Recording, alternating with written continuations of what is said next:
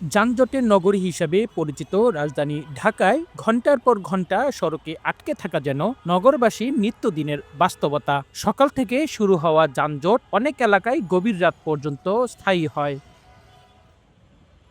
দীর্ঘদিন এই ভোগান্তি কমাতে নানা উদ্যোগ নেওয়া হলেও কাঙ্ক্ষিত ফল মিলছিল না। তবে এবার ঢাকা মেট্রোপলিটন পুলিশের ট্রাফিক বিভাগের নতুন উদ্যোগে কিছুটা স্বস্তি ফিরতে শুরু করেছে সড়কগুলোতে।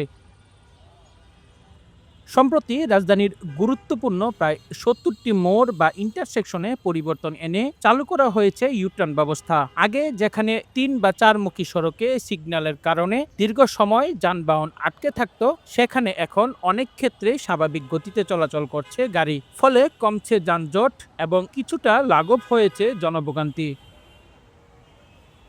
ব্যস্ত মগবাজার মোড়েও চালু হয়েছে এই পদ্ধতি। হলি ফ্যামিলি হাসপাতাল থেকে মগবাজারমুখী যানবাহন এখন সরাসরি সিগন্যাল অতিক্রম না করে ইস্কাটন ঘুরে ইউটার্ন নিয়ে আসছে। এতে মগবাজার মোড়ে যানবাহনের চাপ কমেছে। একইভাবে কারওয়ান বাজার, বিজয় সরণি, শাহবাগ ও ধানমন্ডির কয়েকটি সড়কেও এই পদ্ধতিতে কমেছে যানজট।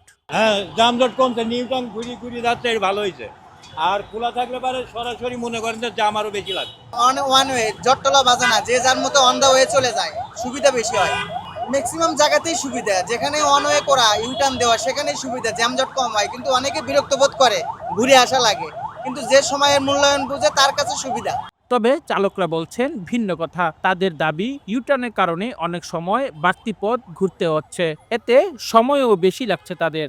এটা দেওয়া তো ভালো হয়েছে, কিন্তু যারা সোজা যাইবে তাদের জন্য সমস্যা। আবার পিছনে কাউরান বাজার, ফার্মগেটের প্রচন্ড জ্যাম।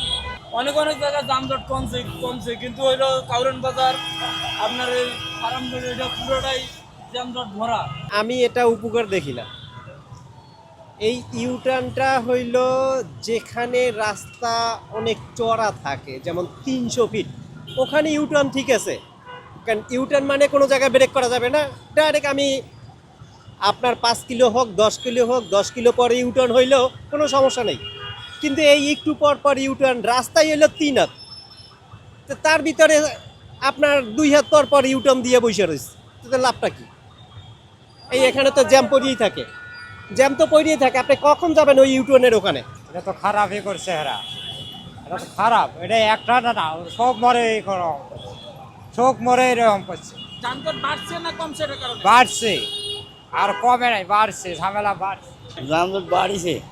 বাড়ছে? হ্যাঁ, কেন বাড়ছে মনে আপনার? এদিক থেকে গাড়িটা ঘুরি যায়, আবার ঘুরি আবার সোজা হচ্ছে, এই জন্য যানজটটা বাড়িছে। আর সোজা যখন বাইরে আসছে তখন তো জাম থাকতেছিল না। এই সমস্যা করে ফেলেছে, এই রাস্তাটা বন্ধ হয়েছে। ট্রাফিক বিভাগ জানায় ২০০৬ সালের ঢাকার সড়কে যানবাহনের গড় গতি ছিল ঘন্টায় ২১ কিলোমিটার, যা ২০২৪ সালে কমে দাঁড়ায় মাত্র ৫ কিলোমিটারে। নতুন ব্যবস্থার পর ২০২৫ সালে তা বেড়ে হয়েছে প্রায় ১০ কিলোমিটার। সংশ্লিষ্টরা বলছেন, সঠিক ব্যবস্থাপনা থাকলে এই উদ্যোগে ঢাকার সড়কে আরও গতি ফিরে পাবে। ইসমাইল সিরাজি, জাগো নিউজ, ঢাকা।